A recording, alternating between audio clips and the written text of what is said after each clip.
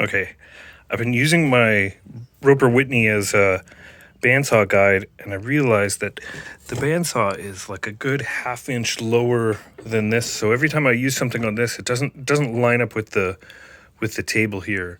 So I'm going to rebuild this bracket so it brings it up just a little bit, and then I can also use the drill press, table to line things up and keep things nice and square across here.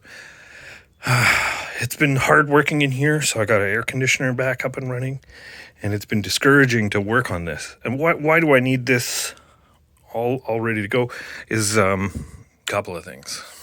I got to take this off, take the bottom off, cut them down so the dome will fit. And then I also have to figure out how I'm going to engineer the dome to fit here. And while I have it apart, I'd like to replace this shaft and pulley system for 1-inch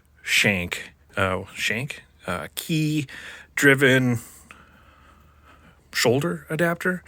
The other thing I want to be able to do is make it 2 sections, so this leg can work independently of that leg, and there'll be 2, what are they called? Actuators driving those instead of 1. I think the independent wheel control will make for cooler animations, cooler automations. Right now, this was just a proof of concept, but I have this linear actuator driving this, and it drives a pulley, a wheel. I guess it's a pulley wheel, and that drives the device. But having 2 of those would change things, change how everything gets mounted. It may cause issues, so I'm thinking of like a full shoulder that goes across, but in the middle is like a little coupling, and then that coupling would come out, and that's how the shoulders would come out, is like a coupling in the middle, or a slip bearing or something. So I've been overthinking that. The other thing I've been overthinking is the wheels. So I have this motor driver. I haven't really dedicated enough time to getting the HAL sensor worked up for it, so that's on the list of things to do. So thought process, remove this, figure out how to do this.